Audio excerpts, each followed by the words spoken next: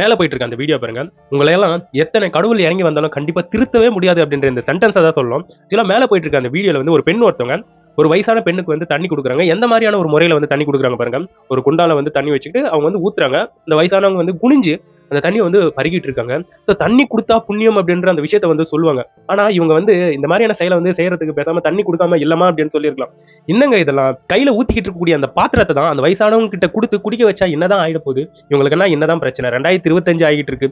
இன்னமும் இந்த தீண்டாமை இந்த மனுஷங்களை வந்து ஏற குறைய வச்சு பாக்குறதெல்லாம் எப்பதான் இதெல்லாம் மாறப்போதோன்னு தெரியலங்க. ஏன்னா இது வந்து பண்றது அவங்களுக்கு கெத்தா இல்ல இப்படிதான் சொல்லி அவங்கள வந்து வளர்த்திருக்காங்களான்றது ஒன்றும் புரியல. இதை வச்சு இப்போ சோசியல் மீடியால பயங்கரமான ஒரு கான்ட்ரோவர்சி வந்து போயிட்டு இருக்கு. ஸோ இப்போ இந்த வீடியோ வந்து சோசியல் மீடியால வைரல் ஆகி இப்போ பலர் வந்து இதுக்கு வந்து கண்டனங்களை வந்து தெரிவிச்சிட்டு வராங்க. ஒரு சிலர் வந்து இது தமிழ்நாட்டில் நடந்த ஒரு சம்பவம் பண்றாங்க.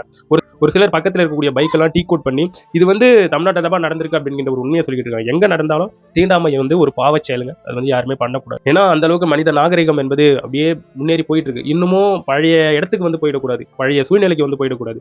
ஸோ எல்லாருமே இங்க ஒண்ணுதான். அதுல வந்து எந்த ஒரு மாற்று கருத்துமே கிடையாது. உங்களுடைய கமெண்ட்ஸை என்னுடைய கமெண்ட் செக்ஷன்ல வந்து பதிவு பண்ணிட்டு போயிடுங்க. நான் உங்களை நாளைக்கு பார்க்குறேன்.